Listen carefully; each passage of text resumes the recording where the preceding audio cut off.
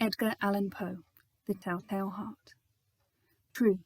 Nervous, very, very dreadfully nervous I had been, and am, but why will you say that I am mad? The disease had sharpened my senses, not destroyed, not dulled them. Above all was the sense of hearing acute. I heard all things in the heaven and in the earth. I heard many things in hell. How then am I mad?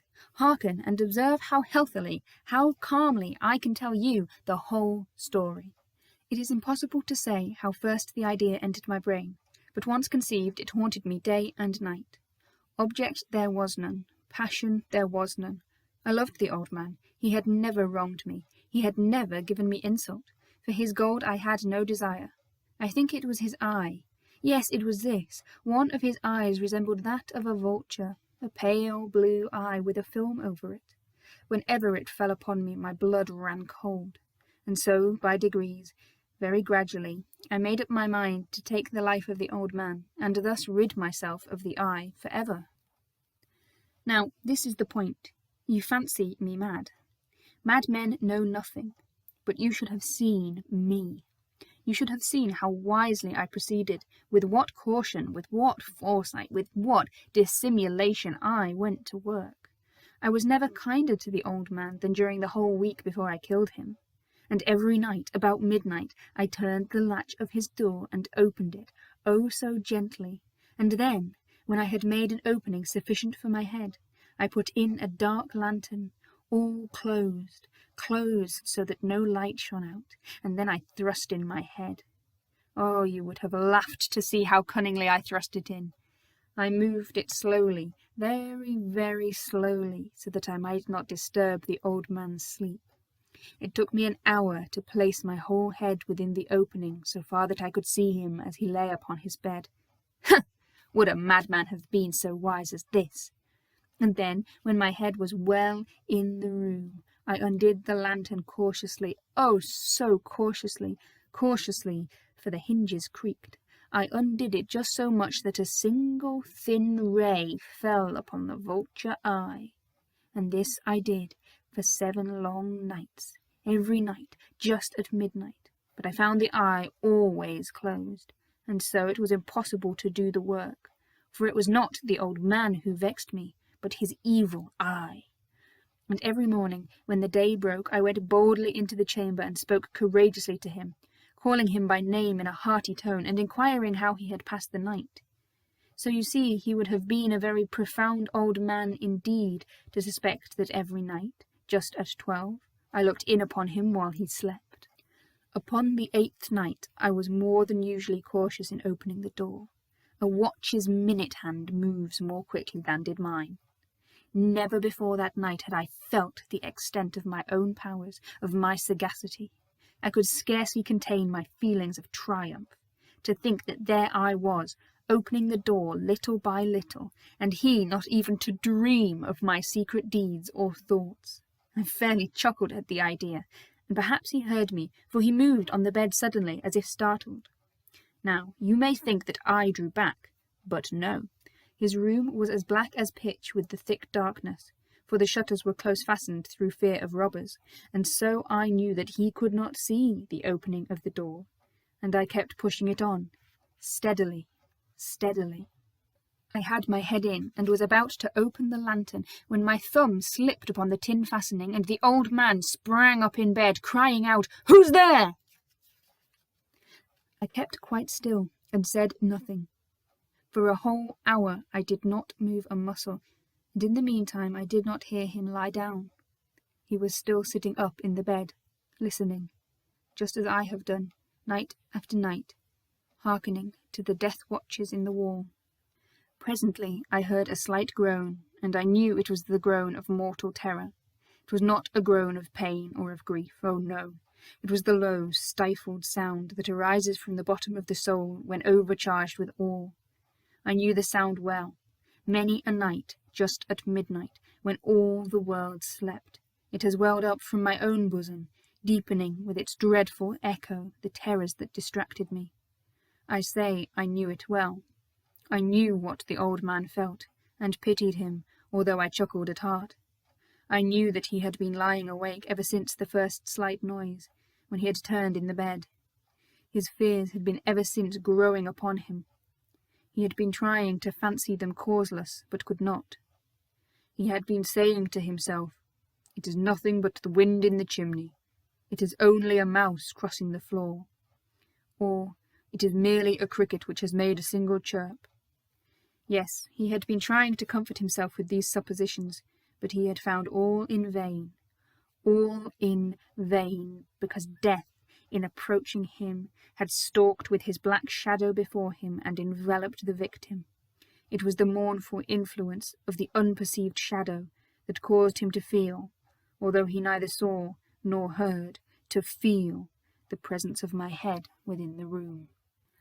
When I had waited a long time very patiently, without hearing him lie down, I resolved to open a very, very little crevice in the lantern. So I opened it, you cannot imagine how stealthily, until at length a single dim ray, like the thread of the spider, shot from out the crevice and full upon the vulture eye. It was open, wide, wide open, and I grew furious as I gazed upon it. I saw it with perfect distinctness, all a dull blue, with a hideous veil over it that chilled the very marrow in my bones, but I could see nothing else of the old man's face or person, for I had directed the ray as if by instinct, precisely upon the damned spot. And now have I not told you that what you mistake for madness is but over-acuteness of the senses? Now, I say, there came to my ears a low, dull, quick sound, such as a watch makes when enveloped in cotton. I knew that sound well too. It was the beating of the old man's heart. It increased my fury as the beating of a drum stimulates the soldier into courage. But even yet I refrained and kept still. I scarcely breathed. I held the lantern motionless. I tried how steadily I could maintain the ray upon the eye. Meantime the hellish tattoo of the heart increased. It grew quicker and louder every instant. The old man's terror must have been extreme. It grew louder, I say, louder every moment. Do you mark me well? I have told you that I am nervous. So I am. And now, at the dead hour of the night, amid the dreadful silence of that old house, so strange a noise as this excited me to uncontrollable terror. Yet for some minutes longer I refrained and stood still.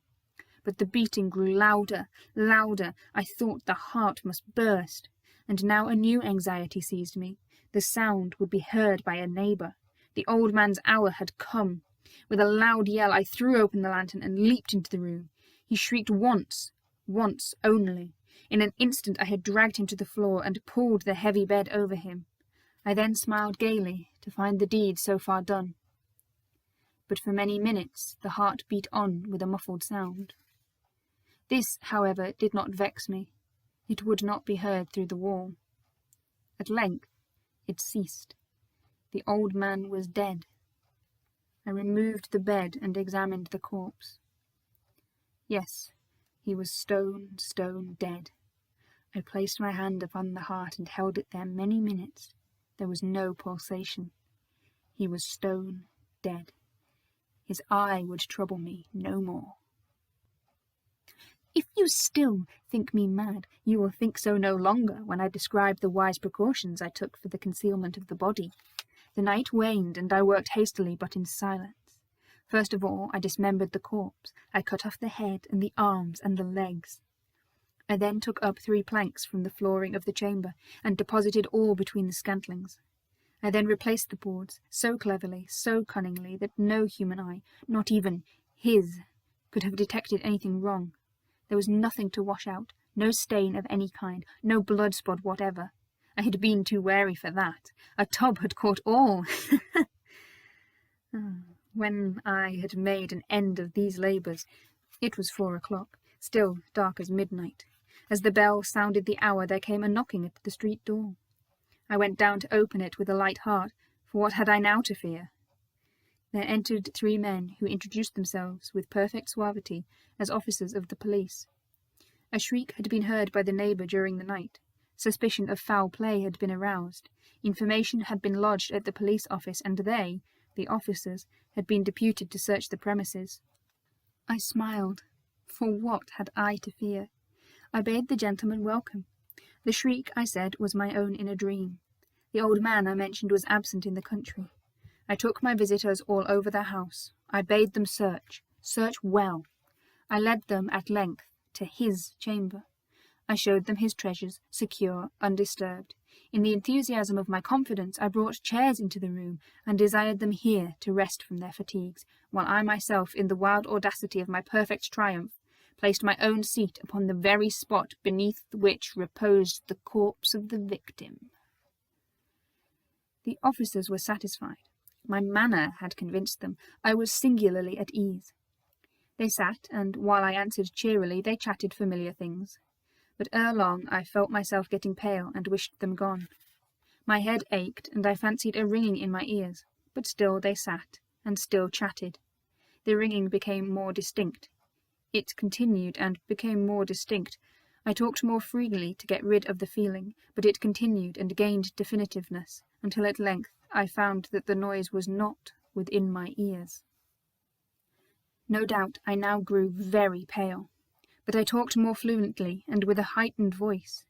Yet the sound increased, and what could I do?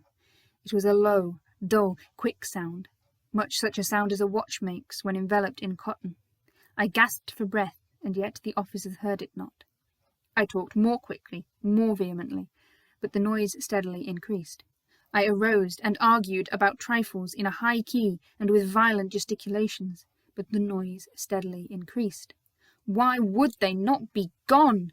I paced the floor to and fro with heavy strides, as if excited to fury by the observation of the men, but the noise steadily increased. Oh God, what could I do?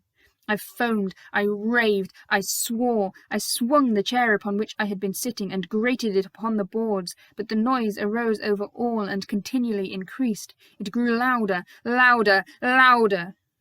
And still the men chatted pleasantly and smiled. Was it possible they heard not? Almighty God! No, no, they heard, they suspected, they knew, they were making a mockery of my horror. This I thought, and this I think. But anything was better than this agony. Anything was more tolerable than this derision. I could bear those hypocritical smiles no longer. I felt that I must scream or die. And now again, hark! Louder, louder, louder, louder! Villains! I shrieked. Dissemble no more! I admit the deed. Tear up the planks. Here, here! It is the beating of his hideous heart.